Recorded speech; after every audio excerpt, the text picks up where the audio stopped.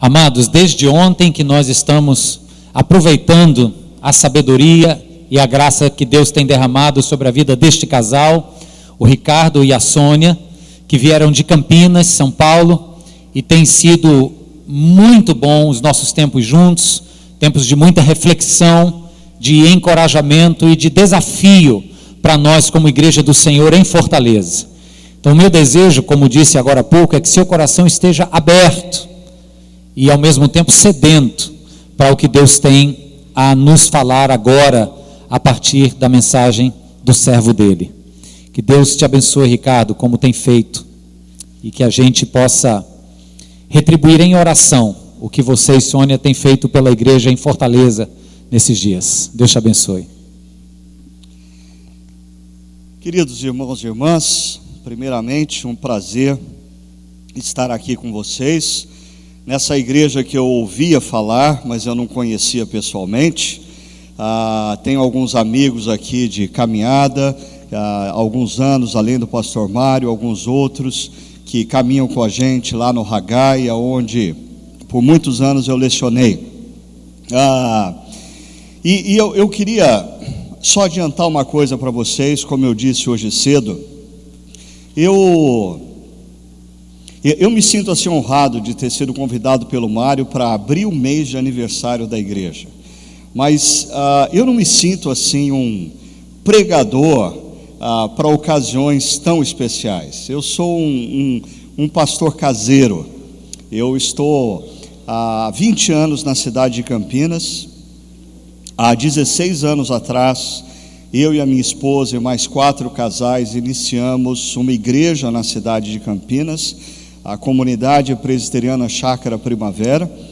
Desde então, o que eu faço na maioria dos meus finais de semana é pregar para a minha igreja, é expor a palavra para a igreja e procurar fazer isso com fidelidade ao que Deus disse na sua palavra e relevância para com a nossa cultura. Então, é isso que eu vou fazer aqui hoje. Eu vou expor um trecho da palavra de Deus a partir de uma ideia que me foi dada pelo pastor Mário, de falar sobre a igreja, a cidade e a missão. A relação entre esses 3 conceitos: a igreja, a cidade e a missão. Mas quando a gente fala de cidade, a cidade ela está inserida num contexto.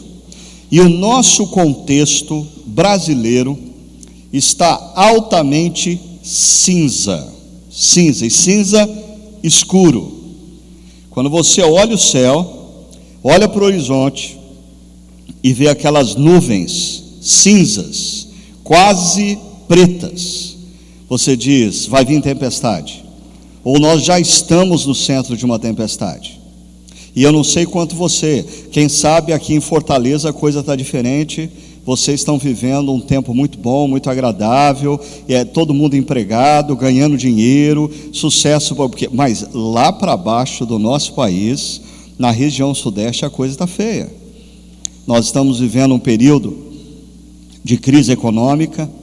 Na última sexta-feira, os últimos dados apontavam que 13% da população econômica ativa do nosso país não tem emprego. 13% da população ativa do nosso país significa a população do Paraguai, do Chile e do Uruguai juntas. Nós temos 3 países desempregados dentro do nosso país. A recessão tem feito com que o investimento que precisava ser feito em infraestrutura, escolas, hospitais, universidades não seja feito, e a gente está vendo todas essas máquinas públicas se deteriorando pouco a pouco, e os serviços cada vez pior, e a população sofrendo com isso. E se não bastasse a crise econômica, completamente relacionada a essa crise que nós estamos vivendo econômica, a crise política. Uma crise de confiabilidade. Nós estamos vendo semana após semana nos jornais escândalos relacionados à corrupção, e a corrupção não está restrita no nosso país a um partido, ao partido A ou ao partido B, nem muito menos ao Senado ou à Câmara ou ao Poder Executivo. A corrupção está por todas as partes do nosso mundo político brasileiro. E o problema maior de tudo isso é que eu percebo que nós brasileiros estamos entrando num processo de depressão social. Nós estamos nos sentindo deprimidos, sem esperança econômica, sem esperança de que as coisas possam melhorar, sem esperança política. Se hoje nós ouvíssemos a notícia de que foram convocadas eleições gerais para o Brasil ainda esse ano, a pergunta é: qual é o partido político que te encanta? Quem é o personagem da política brasileira que tem falado coisas interessantes, que te fascinam e que fazem você sonhar que, se essa pessoa estiver no poder, as coisas podem ser melhor? Agora, eu queria que você pensasse o seguinte: essa é a realidade em que muitos brasileiros estão inseridos nesse momento histórico. O filósofo grego Epicuro disse: os grandes navegadores devem sua reputação aos temporais e tempestades. E de fato, grandes histórias emergem de momentos de crise. Grandes histórias emergem em momentos em que o mundo se torna cinza. Mas eu queria chamar a sua atenção para o seguinte: momentos em que o mundo se vê sem esperança, momentos em que o mundo se vê sem alternativa, momentos em que o sofrimento está batendo a porta dos seus amigos, dos seus parentes, é o momento que Deus pode ter preparado para você iluminar a vida dele através das suas palavras, das suas atitudes, e quem sabe levá-lo a se tornar um discípulo de Cristo e gradativamente fazer diferença na sociedade. Pastor Bill Hybels, ele tem uma frase já conhecida por muitos: a igreja é a esperança do mundo. Em momentos de crise, essa convicção aumenta no meu coração.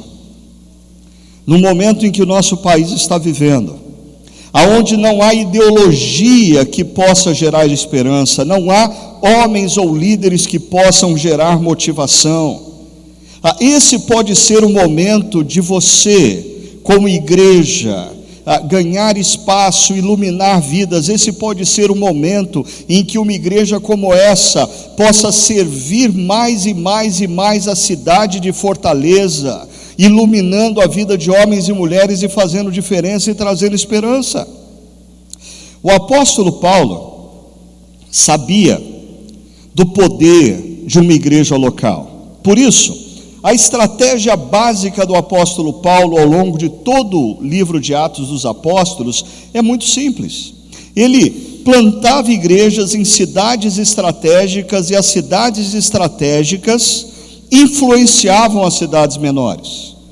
Existem cidades aonde Paulo não passou, mas no primeiro século nós já temos notícia de igrejas plantadas, principalmente porque quando ele alcançava homens e mulheres em cidades como Éfeso, em cidades como Corinto, essas cidades que eram grandes polos comerciais, pessoas convertidas nessas cidades viajavam pelo mundo e plantavam novas igrejas.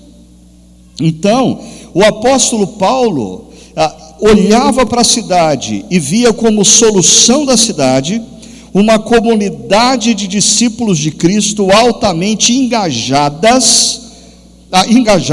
em viver a salvação que lhe foi dada em Cristo Jesus. Por volta do ano 63, o apóstolo Paulo escreve para uma dessas cidades. Escreve para uma comunidade cristã que se encontrava na cidade de Filipos. Filipos era uma cidade altamente estratégica do Império Romano. Filipos se localizava na Macedônia. A passagem de todos aqueles que vinham da Ásia para a Europa ou iam da Europa para a Ásia necessariamente teriam que passar pela Macedônia, e Filipos ficava no coração da Macedônia. Por isso, logo cedo, o Império Romano fez dessa cidade uma grande base militar. Pessoas importantes viviam em Filipos. Por sinal, Filipos era uma das cidades que os seus moradores possuíam o direito de serem chamados de cidadãos romanos, apesar de não viverem em Roma. Mas essa cidade, assim como muitas cidades do Império Romano, era dominada por uma cultura pagã, marcada pela idolatria e pela promiscuidade. Muitas pessoas hoje em dia, quando assistem os filmes, ou assistem debates na TV sobre temas complicados, temas envolvendo a moral dos dias atuais, a ética, muitas pessoas dizem assim: puxa vida, pastor, mas viver nos dias atuais é muito difícil. Como que eu vou criar os meus filhos num padrão cristão no mundo atual? Essas pessoas ou se esquecem ou não têm consciência do que era o Império Romano no primeiro século, aonde o cristianismo floresce. As cidades eram completamente destituídas de qualquer princípio ou valor moral que nós conhecemos. As famílias eram esfaceladas, eram completamente degradadas pelo padrão moral de homens e mulheres. E é nesse contexto que o cristianismo emerge e brilha e faz diferença. O apóstolo Paulo, quando escreve a carta aos Filipenses, ele se encontrava preso, possivelmente em Roma, e ele procura exortar os discípulos de Cristo da comunidade de Filipos a viver um padrão transformador na cidade. E é um pouco sobre isso que eu queria compartilhar com vocês hoje. A missão da igreja numa cidade, a missão do discípulo de Cristo numa cidade, a missão de uma comunidade de discípulos de Cristo numa cidade como Fortaleza, numa cidade como Filipos, numa cidade como Campinas. E para tanto, eu vou refletir com vocês sobre alguns versos do capítulo 2 de Filipenses, começando pelo verso 12, que diz o seguinte, me acompanhe: assim, meus amados, como sempre vocês obedeceram, não apenas na minha presença, porém muito mais agora na minha ausência, ponham em ação a salvação de vocês com temor e tremor. Eu vou falar basicamente de três coisas. A primeira delas é uma ordem que o apóstolo Paulo nos dá. Fazendo uso do imperativo, ele diz: ponham em ação a salvação. Ponham em ação a salvação. Aqueles que possuem versões bíblicas mais antigas talvez se lembrem da tradução: desenvolvei a vossa salvação. O verbo usado pelo apóstolo Paulo aqui é um verbo grego complicado, é o verbo katergazomai. Mas eu estou destacando esse termo assim, com uma sonorização tão esquisita, devido à importância dele no nosso contexto aqui.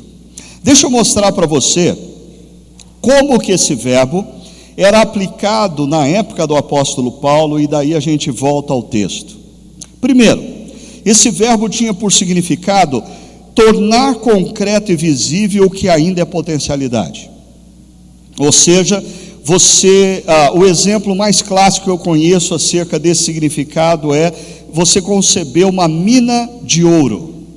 O ouro é um mineral precioso. O ouro vale muito dinheiro. E quando homens e mulheres estão diante do ouro, eles fazem até guerra.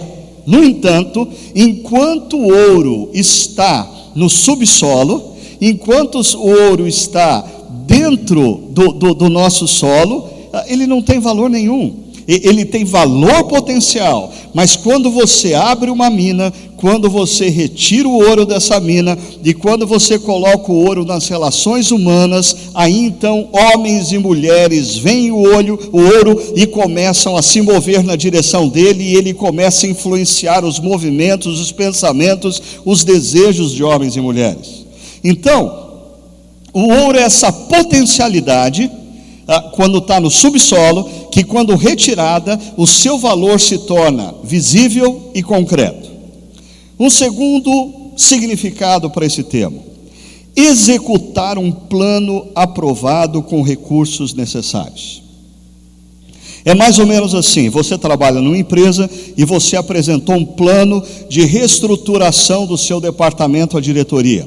Depois de 1 ou 2 meses, os diretores te chamaram e disseram assim: olha, o seu plano foi aprovado. E mais, nós resolvemos votar um orçamento para a execução do seu plano.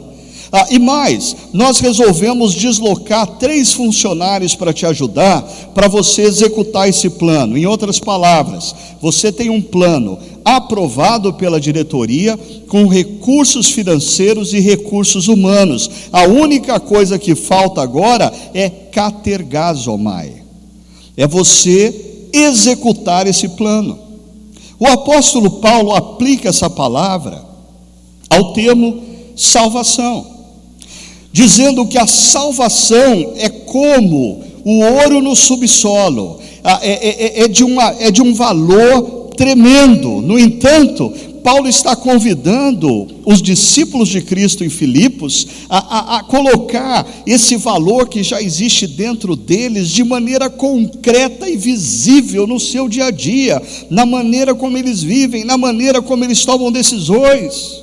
Ainda, Paulo está dizendo que a salvação em Cristo Jesus é um plano impressionante, incrível, de restauração de todas as coisas, e começou pela restauração da sua vida.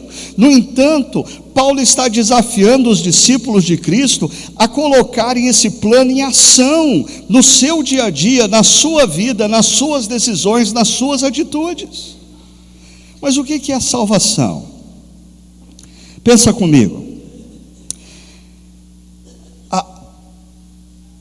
A palavra de Deus nos diz que quando Deus fez todas as coisas, o nosso Deus Criador fez tudo de maneira perfeita, de maneira harmônica.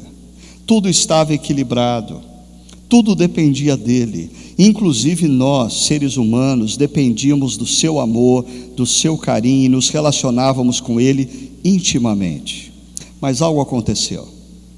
Os nossos primeiros pais, num determinado momento, ouviram a prosa da serpente, e eles se deixaram enganar, achando que seria melhor viver de maneira autônoma do que viver em dependência do Deus Criador. Por isso os nossos primeiros pais, perceba essa palavra, os nossos primeiros pais romperam com Deus Criador e se rebelaram contra a sua autoridade. Quem somos nós? Quem sou eu e você?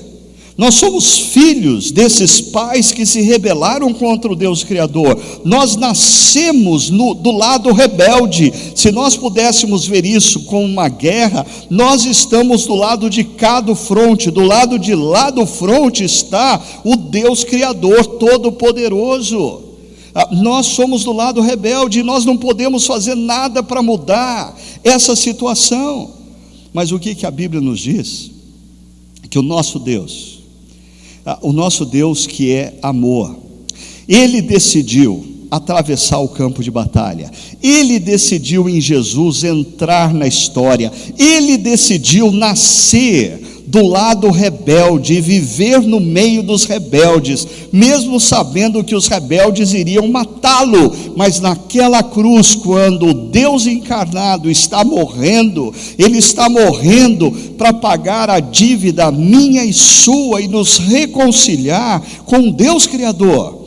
Quando você entende quem é Jesus, e quando você crê que Jesus é quem ele disse ser, e mais, quando você compreende o que aconteceu naquela cruz, e você se rende ao amor demonstrado por você naquela cruz, e ao perdão oferecido a você naquela cruz, a palavra de Deus diz que um grande milagre tem início na sua vida.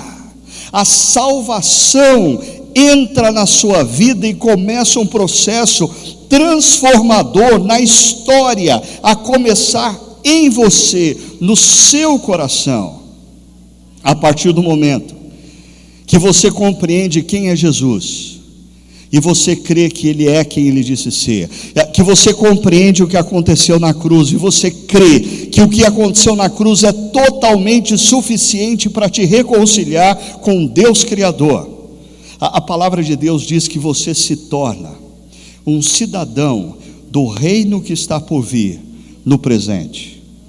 Os seus pés estão na história, mas a sua cidadania é do reino de Deus.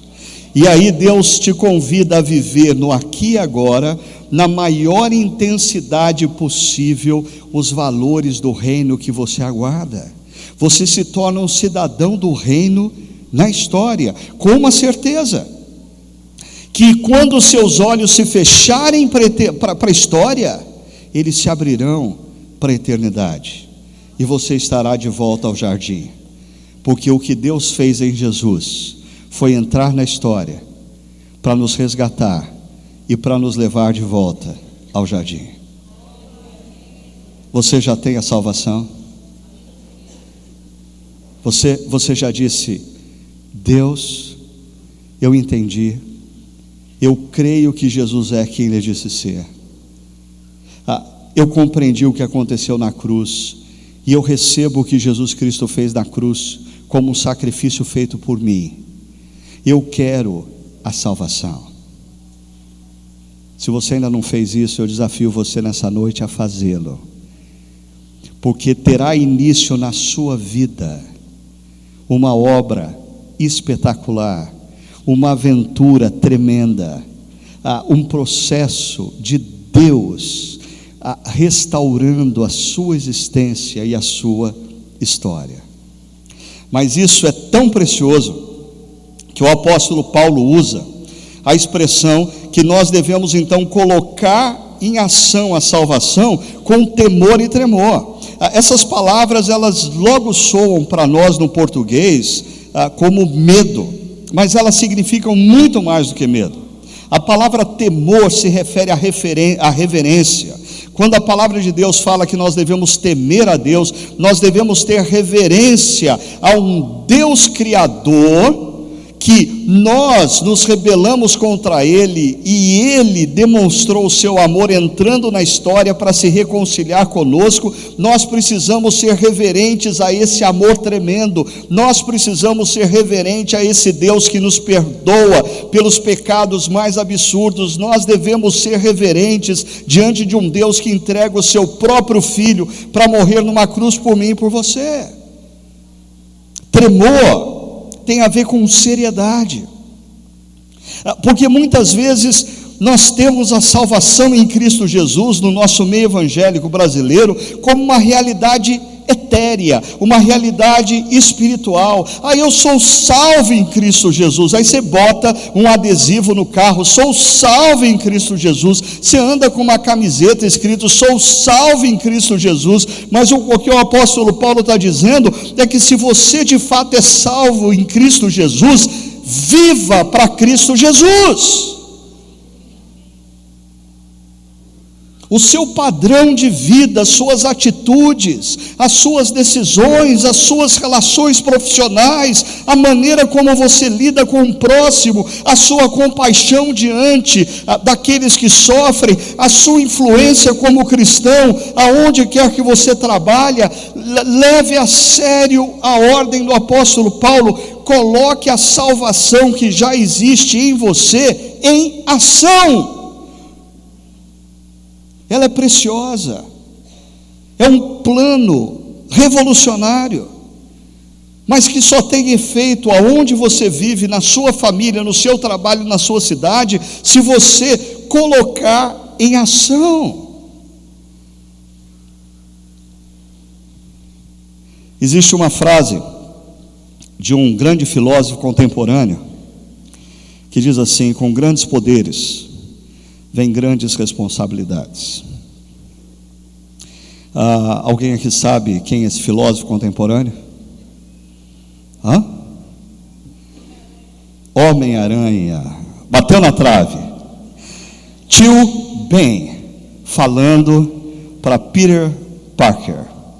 Quando Peter Parker recebe pela primeira vez os poderes para se tornar o Homem-Aranha, o tio dele, conversando com ele, diz: com grandes poderes vem grandes responsabilidades. É interessante que o autor, aí criador do Homem-Aranha, ele escreveu o primeiro episódio com essa frase em 1962, e ele disse que ele tinha em mente uma fala de Jesus que dizia: a quem muito deu, muito lhe será cobrado. Olha só o que Deus diz para Abraão: farei de você um grande povo e abençoarei, tornarei famoso o seu nome e você será uma bênção. Mas olha as duas últimas linhas: e por meio de você todos os povos da terra serão abençoados. Se você depois der uma olhada em Gênesis 12, você vai reparar que em Gênesis 11 acontece o episódio de Babel, que é uma outra rebelião contra Deus. É muito sugestivo o fato de que Deus diz para Abraão, em Gênesis 12: eu te escolhi, eu vou fazer de você uma bênção, você vai ser uma bênção encarnada, mas para abençoar todos os demais povos da terra. Em outras palavras, Abraão é a solução de Deus para o problema de Babel. Eu e você somos a solução de Deus para o problema da cidade em que nós vivemos. Eu e você fomos escolhidos e amados por Deus, não para a gente estar aqui todo domingo e ter uns 3 arrepios durante o louvor e chorar no final da pregação, mas Deus nos amou e nos chamou para de segunda a sexta nós fazermos diferença onde quer que nós nos encontremos nessa cidade, colocando a salvação em ação. A pergunta é: como? Com que poder? O apóstolo Paulo continua dizendo: pois é Deus quem efetua em vocês tanto o querer quanto o realizar, de acordo com a boa vontade dele. Façam tudo sem queixas nem discussões. Eu falei sobre uma ordem, agora eu queria falar sobre um recurso. Porque o nosso Deus é interessante. Quando Jesus diz aos seus discípulos que eles deveriam ir e fazer discípulos dentre todas as nações, ele também os capacita, ele também lhe dá poder. O nosso Deus não nos dá ordem sem nos capacitar para cumprirmos essa ordem. E se o apóstolo Paulo diz que nós devemos colocar em ação a nossa salvação nas nossas vidas, na nossa família, no nosso trabalho, na nossa escola, na nossa universidade, na nossa cidade, aqui ele está nos falando qual é o recurso potencializador, o recurso que vai energizar as nossas vidas para que a gente possa fazer diferença onde quer que a gente esteja. Ele diz: é Deus quem efetua em vocês tanto o querer quanto o realizar.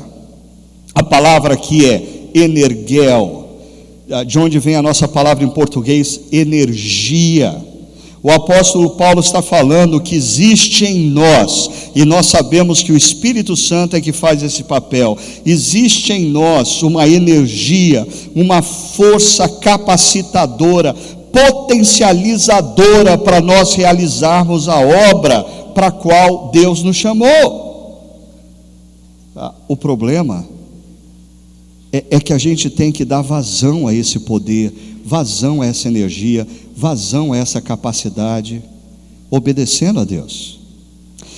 Esse texto aqui, ele gera muita confusão para algumas pessoas, e já gerou confusão na minha vida. Porque se o texto está dizendo que a energia que vem de Deus, a potência que vem de Deus, a capacidade que vem de Deus, é quem atua tanto no nosso querer como no nosso realizar.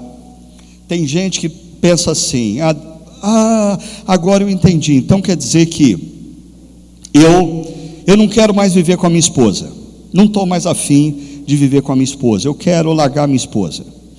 E o pastor diz para mim: mas isso não é certo, a Bíblia diz que você não deve fazer isso. Aí eu oro para Deus tirar de mim o desejo de deixar a minha esposa. Então, se o desejo não mudar, Eu não tenho culpa, porque é Deus quem opera em mim, tanto o desejar como o realizar. Pastor, entenda, pastor, você está falando para mim que eu não posso fazer isso, mas eu orei e Deus não mudou o desejo no meu coração. Eu não sinto paz no meu coração permanecendo com a minha esposa. Para com isso, está errado. Ou senão o sujeito fala assim: pastor, eu estava preparando o imposto de renda para entregar, e aí eu vi quanto eu ia ter que pagar, e eu assim, eu não estou com vontade de pagar. E eu orei: Deus, se é da tua vontade que eu pague, muda o meu coração e me dá desejo de pagar. E aí o sujeito fica esperando que um dia ele vai acordar e pular da cama assim: yes, vou pagar imposto. Hoje eu estou muito afim de pagar imposto, eu vou entrar agora na internet, eu vou pagar agora. Não é isso que o texto está dizendo. O texto está dizendo que quando nós, de coração, nos dispomos desejo e damos o passo que nós precisamos dar, Deus potencializa e energiza a nossa motivação e o nosso passo, e as coisas acontecem.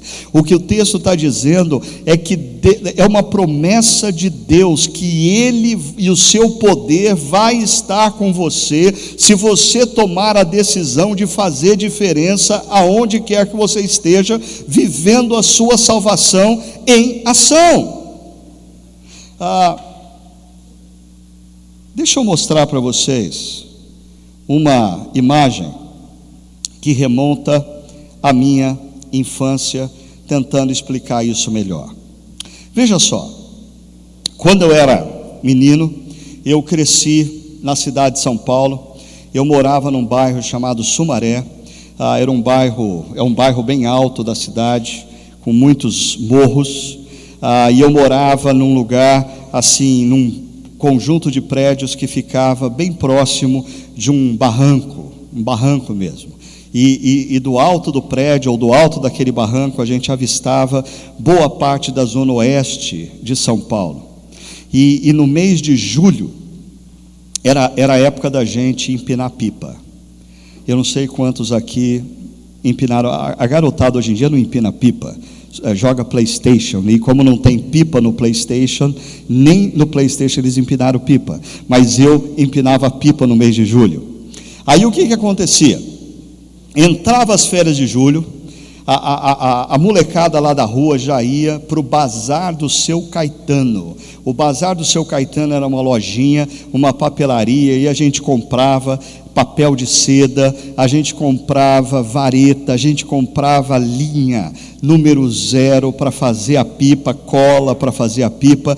E aí eu tinha que ir para casa e colocava todo aquele material no chão, e primeiro fazia a armação da pipa. Perceba, a armação da pipa, depois colocava o papel de seda, aí tinha que fazer o estirante. O estirante é um negócio assim, é decisivo para a sua pipa subir ou descer, o estirante. Aí fazia a rabiola da pipa, e aí chegava o grande dia, o dia em que você levava a sua pipa lá para a rua, e a técnica, o know-how dizia que você tinha que entregar a sua pipa para um colega, e o colega ficava segurando a pipa numa posição em que o vento batesse no corpo da pipa.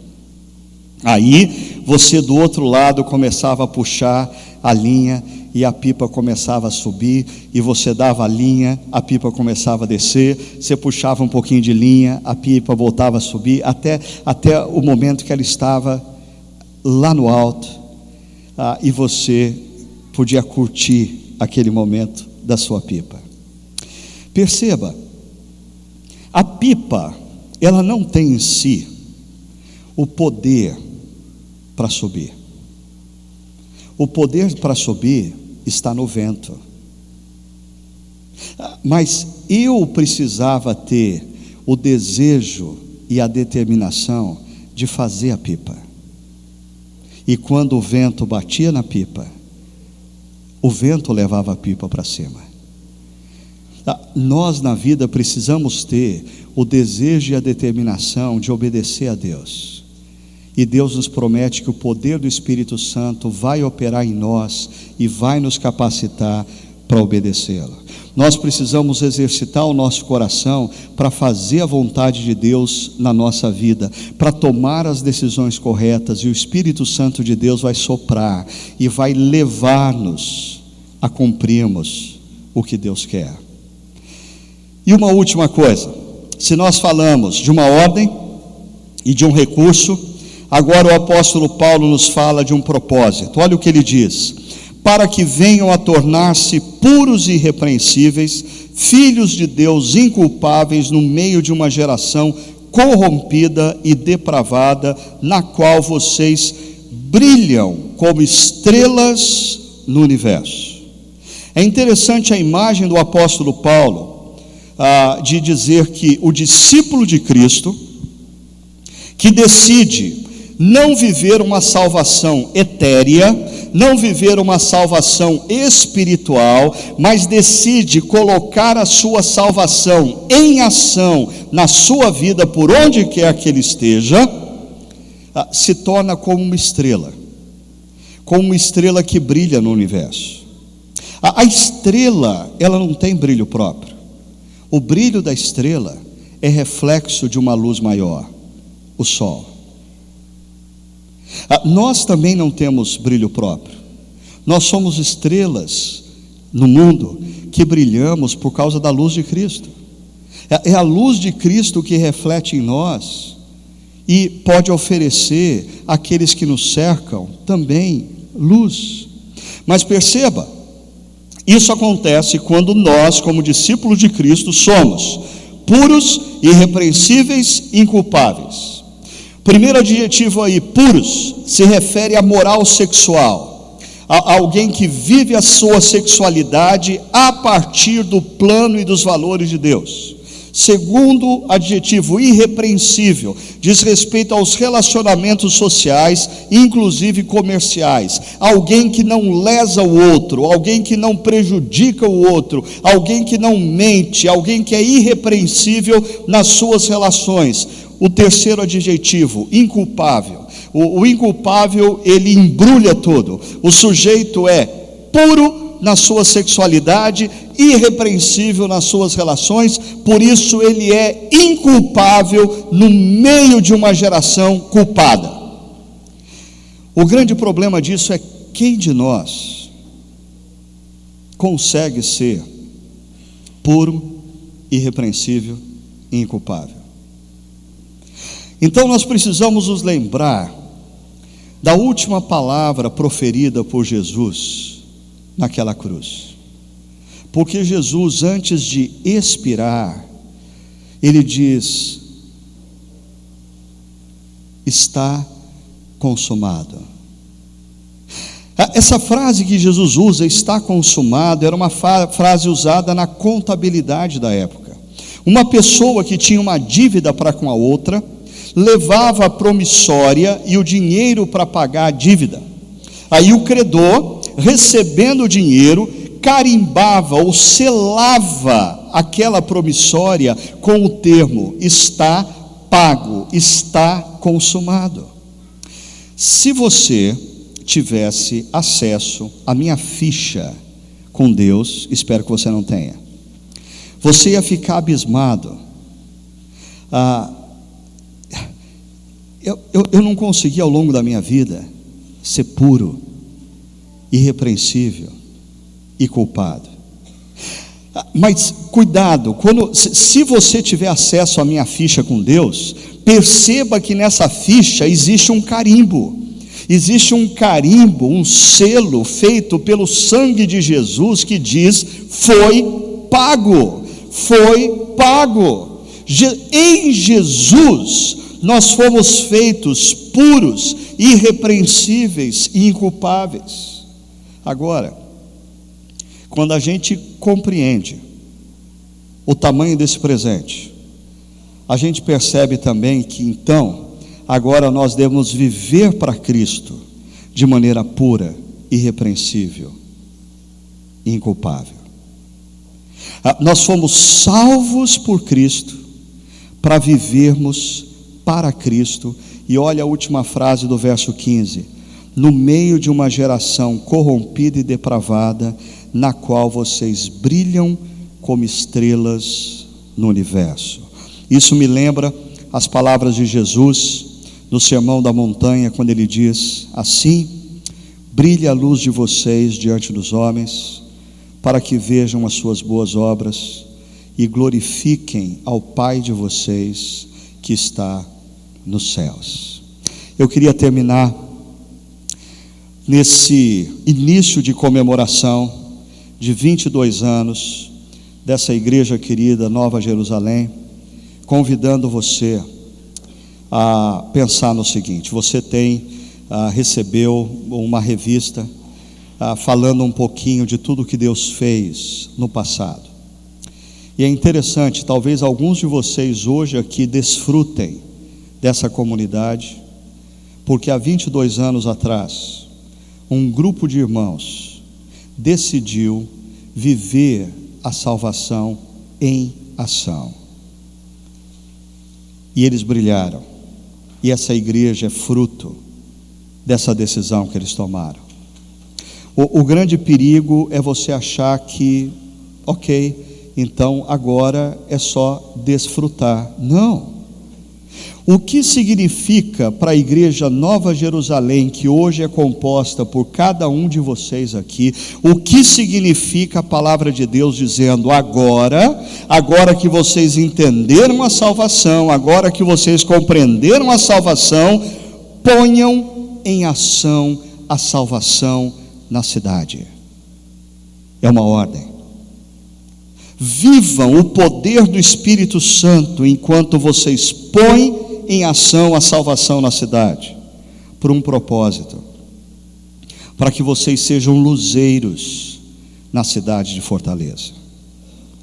Quando você compreende que naquela cruz Jesus te comprou, e agora você não é mais seu, e agora Ele te envia em missão nessa cidade, você tem que voltar amanhã para o seu trabalho, como médico, como advogado, como empresário, como funcionário público, como político, como professor, seja qual for a sua área de atuação profissional. Lembrando o seguinte: você está lá para iluminar aquele canto da cidade. Jesus te mandou para lá para iluminar aquele canto da cidade. A igreja é a resposta de Deus para o problema da sua cidade. Brilhem, coloquem em ação a salvação, vivam o poder do Espírito Santo no dia a dia, e que a igreja presbiteriana Nova Jerusalém, de segunda a sexta, ela possa brilhar na cidade de Fortaleza, fazendo diferença na vida de homens e mulheres, transformando estruturas, transformando a cultura dessa cidade, e que o domingo seja o dia de vocês celebrarem essa transformação, se renovarem no Espírito, para voltarem de segunda a sexta, sábado, a brilharem na cidade, fazendo diferença e derramando sobre a vida de homens e mulheres que vivem ao redor de vocês a esperança que nós só podemos ter em Jesus, o Deus que entrou na história para nos resgatar e nos levar de volta ao jardim. Vamos orar? Senhor, eu quero colocar a vida desses queridos irmãos na Tua presença nessa noite, rogando que o Senhor faça dessa comunidade local uma fonte de bênçãos para a cidade de Fortaleza. Que eles se disponham nas Tuas mãos e que o Senhor os use com o Teu poder. E que a luz de Cristo iluminando a vida deles se reflita em cada atitude, em cada decisão, no dia a dia, na vida de cada irmão e irmã aqui, aonde quer que eles sejam luzeiros em Cristo Jesus, iluminando todos os cantos dessa cidade. E que assim, ao longo dos próximos anos, eles possam assistir, surpreendidos, a obra que o Senhor vai fazer através da vida de cada um deles.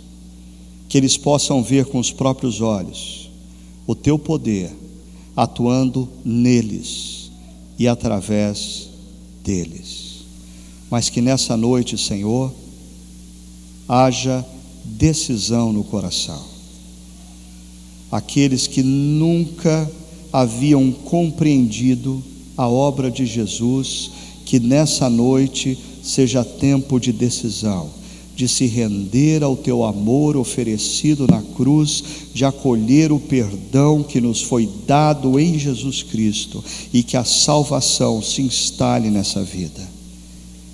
Mas aqueles que já compreenderam e que já receberam essa salvação, que saiam daqui com uma decisão: viver como salvos no dia a dia, no nome daquele que nos amou e a si mesmo se entregou naquela cruz, Jesus. Amém.